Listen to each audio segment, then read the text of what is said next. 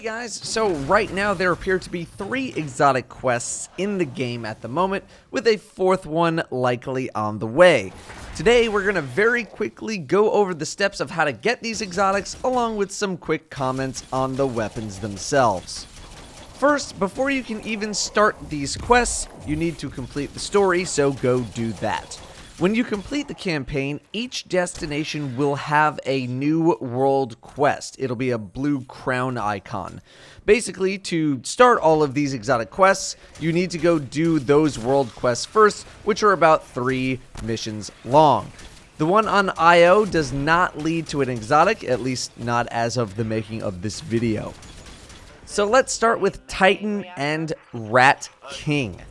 You're going to do the world quest here and end up with Rat King's crew when you finish. This is a quest item.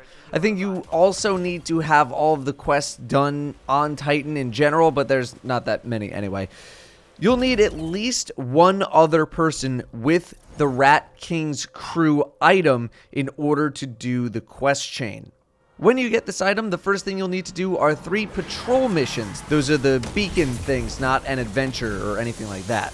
If you don't have access to patrols, you need to do Cade's world quest first. Anyway, do 3 patrols on Titan. Then, you need to do 2 public events. Then, you need to do 2 Crucible matches, although I've read that strikes also work, but Crucible is a little bit faster. Then, you need to do something that's actually hard, which is the Nightfall, with having 5 minutes or more on your timer remaining. If you are doing this during the first week of Destiny 2's launch, check out my Nightfall gameplay for a look at how my team did it. Otherwise, it's kind of tough to give advice on how to do it, since the Nightfall is going to vary from week to week. After getting the timer on the Nightfall, you will have Rat King, the exotic sidearm. There is a stacking bonus on the gun depending on how many other people with Rat King are in your fire team and immediate area, stacking up to 6 times. This thing just feels like it was built as a raid challenge idea. So the description of the gun says that the weapon gets more powerful depending on how many rats are around. Well, the raid isn't out yet, so the most you can test with is 4 in PvP.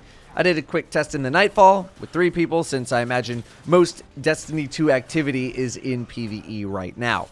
When 2 rats are together, there doesn't seem to be much of an impact at all at first glance. No damage boost, no noticeable rate of fire increase, so it's something more subtle if there is anything there.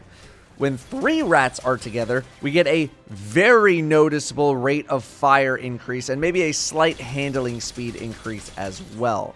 The gun is not full auto, but at this rate of fire, it probably should have been. Maybe it is when you have more people. Obviously, the ultimate test is going to be with 6 of these guns, and I assure you I will try to do a raid with 6 Rat Kings. It also has the bonus where if you kill with the weapon and reload, you will go invisible for a short time. That can be pretty handy.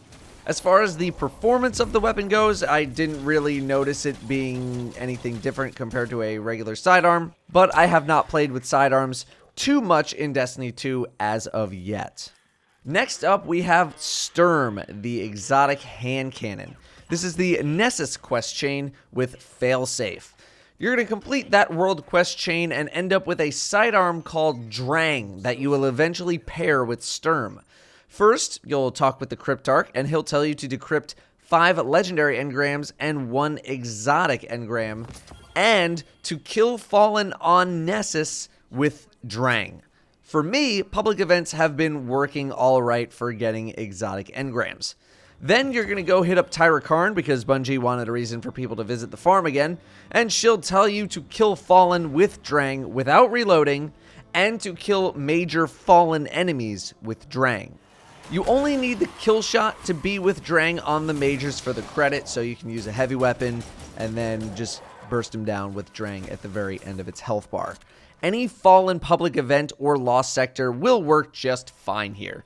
Then you're going to go back to Tyra, and she'll give you a special version of a strike-to-go run where you need to kill a named servitor. You can do this by yourself if you want, or rather I was able to load into the strike by myself.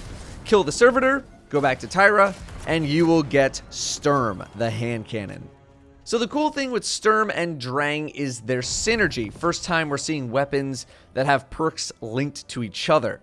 Kills with Drang restore ammo to Sturm up to 20 shots if you want to stack it that high, and kills with Sturm will replenish ammo to Drang from your reserves. When you kill with Drang and restore ammo to Sturm, if it has anything less than its maximum ammo capacity, which is 12, it will restore all 12 shots. And then anything above 12 will be on a 1 kill, 1 shot basis. So if you get 1 kill, you will restore 1 shot up to a total of 20 shots in the magazine, so that would be 8 kills with Drang. Sturm also gets a precision damage bonus until you reload whenever you get a kill with Drang. The damage bonus is barely anything, and the amount of kills you get does not affect the multiplier of the damage bonus either. It is very low, and I know it probably needs to be kept low for PvP reasons, but as a first impression, it is too low, and I would like to see it scaled up a little bit higher in PvE. Darcy, the sniper, has this issue as well, where the precision damage bonus is something like 6% on that. Sturm's bonus is like 3.5%. Let's bump these up a little bit. And I'd like to see the damage multiplier stack higher based on the number of kills you get with Drang, and then maybe have it scale down as you lose shots in your magazine on Sturm. Make multiple Drang kills more rewarding besides additional shots. Otherwise, Sturm is a very high impact hand cannon, slow rate of fire, but can 3-shot kill in PvP, dealing 71 damage to the head. It's got a very large magazine size as well, 12 shots. First impressions of this gun were pretty good. It feels like weapon archetypes matter a little bit less in Destiny 2 compared to Destiny 1 for the PvE experience. I don't know if the synergy with Drang is going to be worth it in the long run, though. It definitely seems potent, but if we're looking at raids and Nightfalls, especially the Prestige Nightfall, I'm going to be looking at my loadouts a little more closely. Finally, we have Mida Multi-Tool, the EDZ Exotic Scout Rifle. Note that the world quest here is a 260 power level quest. After completing the world quest here, which is a series of 3 missions, like everything else, you will get the Mida Multi-Tool, a submachine gun. You won't be given any sort of quest item after, but as soon as you visit the tower, the gunsmith will be waiting for you with some objectives.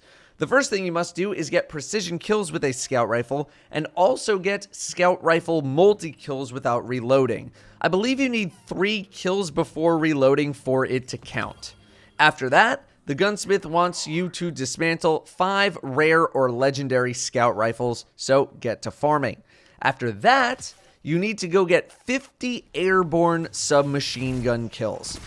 And after that, you'll be rewarded with Mida Multi-Tool, a scout rifle.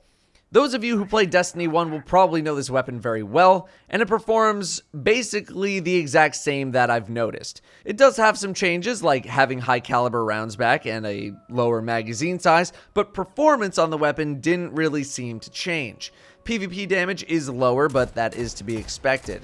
If you never played Destiny 1, this scout rifle was one of the best well-rounded weapons in the entire game for a very long time. It was great in PvE, it was great in PvP, and was immune to nerfs at a certain point for quite a while. Whether or not that will hold true for Destiny 2 is another story, but right now I don't think you can do wrong using this scout rifle.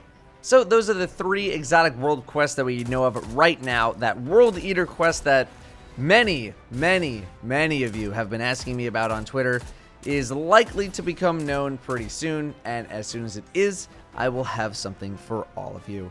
Until then, thank you for watching, and I'll see you next time.